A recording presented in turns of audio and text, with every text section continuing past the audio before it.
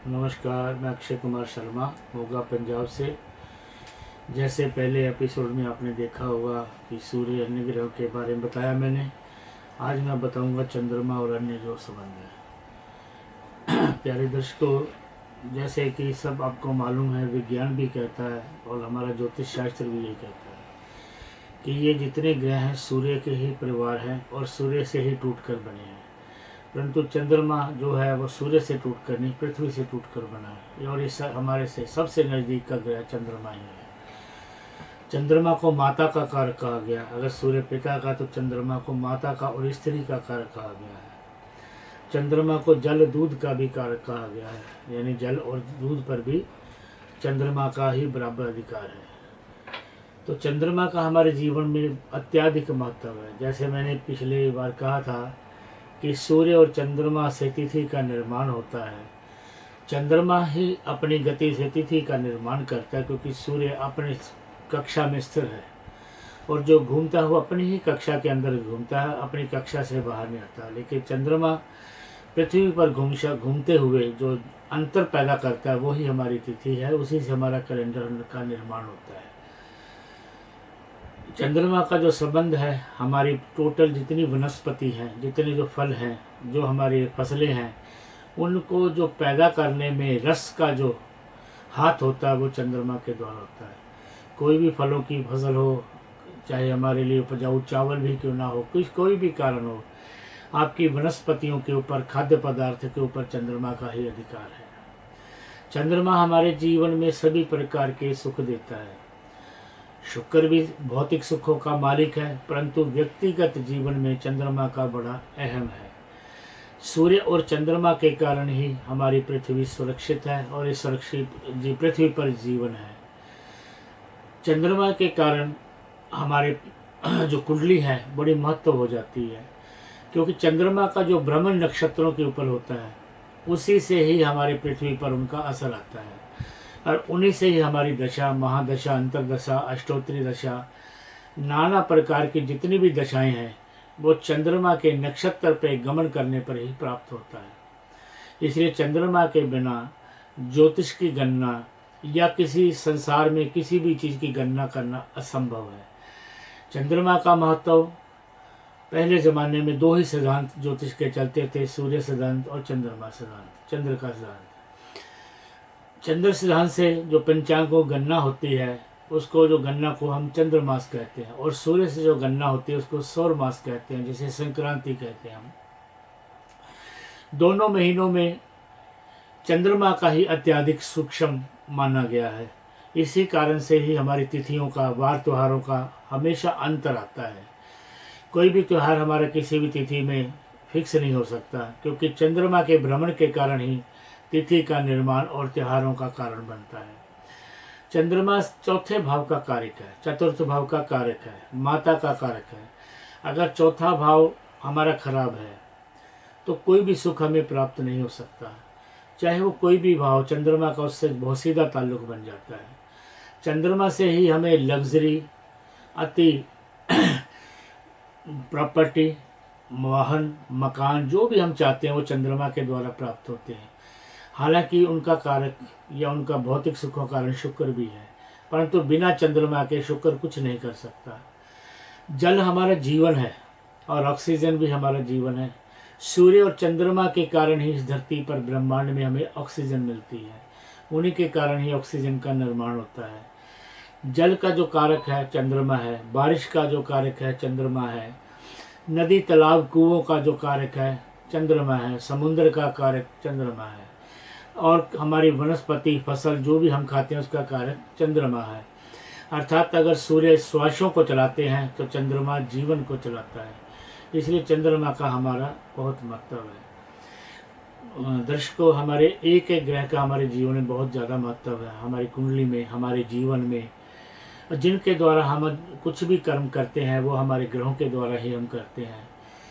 लेकिन इसका अर्थ ये नहीं है कि बाकी ग्रहों का कोई हमारे पर असर नहीं होता। प्रत्येक ग्रह हमारे ऊपर कोई ना कोई असर हमेशा रखते हैं। जैसे मान लीजिए आपके में हिम्मत कितनी है, आप में पराक्रम कितना, आपके अंदर हौसला कितना है, आपके पास निजी ताकत कौन सी है, जैसे आपके बहन भाई कितने हैं, उनके पास क्या पावर है, वो क्या बनेंगे। या आपके रक्त जो चंद्रमा तो आपके हृदय का कारक है, चंद्रमा आपके ब्लड प्रेशर का भी कारक है, परंतु इन चीज़ों को चलाने के लिए ब्लड चाहिए। और ब्लड का कारक जो खून हमारे शरीर में हमेशा विचरता है, घूमता है, वो मंगल का है। तो मंगल का चंद्रमा से संबंध सीधा बन गया और चंद्रमा का संबंध सूर्य से बन गया। परंतु ये जाता कहाँ से है? ये नसों के द्वारा, रक्त वाहिनी के द्वारा चलता है। और वो नसें किसकी है? बुध ग्रह की। अर्थात हर ग्रह का कोई ना कोई संबंध आपस में बनता है। और नसों के द्वारा ब्रीक ब्रीक सूक्ष्म नसें हैं जिनके द्वारा ये रक्त संचार होता है, तो बुध ग्रह से है। बुध हमारे सूक्ष्म से सूक्ष्म नाड़ियों का मालिक है, हमारी त्वचा का मालिक है। हालांकि शरीर आत्मा का कारक सूर्य है और शरीर का कारक जो है चंद्रमा है, और स्किन चमड़ा ऊपर की जो चमड़ी का कारक जो है वो मंगल है। इसलिए जब कोढ़ आदि इत्यादि रोग होते हैं तो केतु मंगल का विचार विशेष किया जाता है। या जब किसी को दौरे पड़ते हैं, मिर्गी आदि रोग या कोई भी ऐसे रोग हैं जो मानसिक रोग होते हैं, वो चंद्रमा से ही मंगल राहु का संबंध होने पर ही बनेंगे, नहीं तो नहीं बनते हैं। क्रूर ग्रहों का चंद्रमा संबंध मानसिक रोगों को पीड़ादायक हो जाता है। तो बुध का जो संबंध है वो किसी से स्नायु मंडल से भी ताल्लुक रखता है। और बुध का विशेष तौर पे बुद्धि से ताल्लुक है। आपके पास बुद्धि कितनी है और आपकी वाणी कैसी है। जो आदमी हकलाता है, कम बोलता है, गूंगा रह जाता है, तो निश्चित बुध का ही दोष होता है। तो बुध वाणी का और बुद्धि का, आपकी विद्या का कारक है। अगर ये सूर्य चंद्र मंगल बुध से होते जाए, जब बुद्धि हो तो निश्चित ही वो ज्ञान प्राप्त करेगा। और ज्ञान का जो कारक है वो बृहस्पति ग्रह है। और इस लोक के सुखों को त्याग कर, पूरी विद्यावान बनाकर, ज्ञान देकर सुखी करता है तो केवल बृहस्पति करता है। परलोक में जितने सुख हैं, यानी मरने के बाद आपको स्वर्ग नरक आदि के जो सुख हैं, या आपको मोक्ष की प्राप्त करने देने का जो ग्रह है, या नरक से स्वर्ग में बदलने का जो ग्रह है, जन्म जन्मांतर के पापों से मुक्ति देने वाला जो ग्रह है, अर्थात जैसे हम पृथ्वी पर हर सुखों की तलाश में करते हैं, वही ब्रह्मांड में हमें जो सुख मिलते हैं वो बृहस्पति ग्रह उसका कारक है। इस पृथ्वी पर धन का कारक जैसे सूर्य आत्मा का, चंद्रमाता का, मंगल पराक्रम का, बुद्धि नसों का, आपकी बुद्धि का, और बृहस्पति ज्ञान का है। तो ये सभी चीज़ मिलकर क्या करेंगी? पराक्रम को बढ़ाएंगी, आपकी हिम्मत को बढ़ाएंगी, आप कार्य करेंगे और धन अर्जित करेंगे। तो धन का जो कारक है वो आपका बृहस्पति ग्रह है। बृहस्पति को कई ग्रंथों ने अर्थशास्त्री माना है। अर्थशास्त्र का ये माहर है, यानी आपके पैसे का हिसाब किताब, आपको पैसा कैसे खर्च करना, कैसे कमाना है, ये बुद्धि और ज्ञान को मिलाकर बृहस्पति ग्रह देता है। जब आपके पास सब कुछ आ जाता है तो आपको सुख की प्राप्ति होती है। जब आपके पास आत्मा शुद्ध है, आपके पास पराक्रम है, आपके पास हृदय पवित्र है, आपके पास शरीर तंदुरुस्त है और आपके पास ज्ञान है, तो फिर आपको संसार के भौतिक सुखों की प्राप्ति होती है। और वो भौतिक सुख शुक्र ग्रह से प्राप्त होते हैं। इतना कुछ करने के बाद, इतने ग्रहों के बाद शुक्र का जो नंबर है वो इसलिए आता है कि ये सभी सुखों को अंत में लेता है। यानी सभी ग्रहों के मिक्स करके शुक्र उस चीज़ों को सुख देता है और विस्तार करता है। अगर चंद्रमा स्त्री का कारक है तो पत्नी और प्रेम का जो कारक है वो शुक्र ग्रह है। आपके वैवाहिक जीवन का, खास तौर पे पुरुषों के वैवाहिक जीवन का जो ताल्लुक होता है वो केवल शुक्र ग्रह से होता है। किसी की कुंडली में अगर स्त्री का सुख नहीं है, या वो कुंवारा रह गया, या संन्यास ले लिया, या कई बार तलाक हो गया, या पत्नी की मृत्यु होगी, या पत्नी बीमार रही, या पति दूर रहे लेकिन प्रेम रहा, तो इन सभी का कारक शुक्र ग्रह है। शुक्र ही कहीं कोई कमी पैदा करेगा तो पति पत्नी के सुख में आएगा, कमी लेकर आएगा।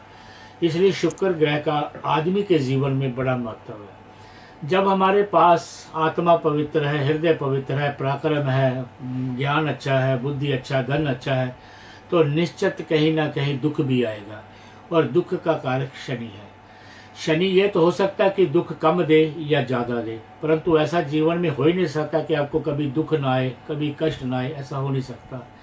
इसलिए आपके दुख का, शरीर की पीड़ा का, शरीर को डिस्टर्ब करने का जो सबसे बड़ा, और आत्मा को, मन को दुखी करने का सबसे बड़ा जो कारक है वो शनि ग्रह, क्योंकि ये आपका स्नायु मंडल से सीधा संबंध रखता है, आपके पैरों से ये सीधा संबंध रखता है। आपकी नसों को यह प्रभावित करता है, आपके शरीर की जर्जर अवस्था को शनि ही बनाता है।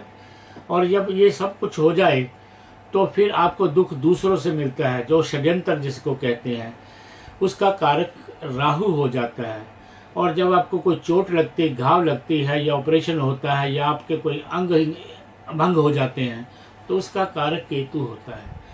तो ये मैंने बड़े संक्षेप में आपसे बात की है कि इस 9 के 9 ग्रहों को मैं बताऊं। फिर हमें इसको थोड़ा विस्तार से भी चलेंगे कि चंद्रमा क्या करता है, कुंडली में क्या करता है, और हम कुंडली से भी समझाएंगे कि आपकी कुंडली में अगर ये लगन है तो ये ग्रह क्या काम करेंगे, या किसी बड़े आदमी की कुंडली को लेकर भी समझाएंगे कि ये आदमी इतना बड़ा क्यों बना। तो चंद्रमा, सूरज, मंगल, बुध, बृहस्पति, शुक्र, शनि, राहु जो ग्रह हैं, ये आपके जीवन के ऊपर निरंतर असर कर रहे हैं। भले आप किसी भी अवस्था में हो, अगर आप राजमहल में तो भी वो असर कर रहे हैं, अगर कारागार में तो भी असर कर रहे हैं, अगर आप तंदुरुस्त हैं तो भी असर कर रहे हैं, आप बीमार हैं तो भी कर रहे हैं। बिना ग्रहों के कभी कोई कष्ट या कभी कोई सुख हो ही नहीं सकता। भगवान सबका मालिक है, भगवान के ही सब कुछ अधीन है। भगवान चाहे सब कुछ दुनिया बदल सकता है, परंतु हम जब कहते हैं कि ये सब भगवान की लीला है, भगवान सीधा कुछ नहीं करता। उन्होंने ये सभी डिपार्टमेंट भगवान ने आपके कर्मों के द्वारा, जो आपने कर्म किए हैं, वो ग्रहों को दे दिया है। तो ग्रह उसी हिसाब से आपके जन्म जन्मांतर को लेकर, उसकी कैलकुलेशन लेकर आपको सुख और दुख देते हैं। जिस अवस्था में जरूरी नहीं है कि आपको, सॉरी माफ़ करना, कि जरूरी नहीं है कि आपको बचपन में ही दुख आए। कभी कभी बचपन बहुत दुखी, जवानी बड़ी सुखी, और बुढ़ापा फिर दुखी हो जाता है। कभी कभी तीनों अवस्थाएं ज़िंदगी में दुखी जाती है, कभी कभी तीनों अवस्थाएं सुखी भी जाती हैं, और कभी एक अवस्था अत्यधिक सुखी हो जाती है। तो समय का परिवर्तन, ज्योतिष का 2 सिद्धांत है, उसको हमेशा याद रखें। एक तो यत ब्रह्मांड तत्पिंडी, अर्थात जैसा ब्रह्मांड का जहाँ पर मनुष्य ने जन्म लिया और जहाँ पे वो कर्म करता है, वैसा ही उसके ऊपर असर होगा। देश काल परिस्थितियाँ, यानी देशों की क्या संस्कृति जिसमें वो रह रहा है, उसके क्या रिवाज है, क्या बदल रहा है, क्या नहीं बदला, उसके खून में, उसके जेनेटिक सिस्टम में ऐसा कौन सा गुण है, उसी से उसका देश ज्योतिष में देश काल परिस्थिति और यक्त ब्रह्मांड तत्पिंडे का जो सूत्र लागू होता है। इनके बिना अगर आप ज्योतिष करेंगे तो निश्चित तौर पर कहीं ना कहीं हम उसमें सत्यता से दूर हो जाएंगे। इसलिए 2 सूत्रों को याद रखते हुए ग्रहों का हमें एक रिसर्च, यानी उसको खोज की तरह से लेना चाहिए। देखना चाहिए कि हमारी कुंडली में कौन सा ग्रह हमें दुख दे रहा है और किस ग्रह से हम सुख लेते हैं। क्योंकि ज्योतिष शास्त्र बना ही इसीलिए, जैसे दर्पण इसलिए बनता है कि हम उसमें अपनी सूर्य देखकर उसको ठीक कर सकें। ज्योतिष भी इसीलिए बना है कि हम अपनी कुंडली से जान सकें कि हमें क्या दुख लिखा है, क्या पीड़ा है और क्या सुख ले सकते हैं। ज्योतिष इसमें आपकी मदद करता है। आप ज्योतिष की मदद से अपने आप को, अपने परिवार को, अपने समाज को सुखी करें। धन्यवाद।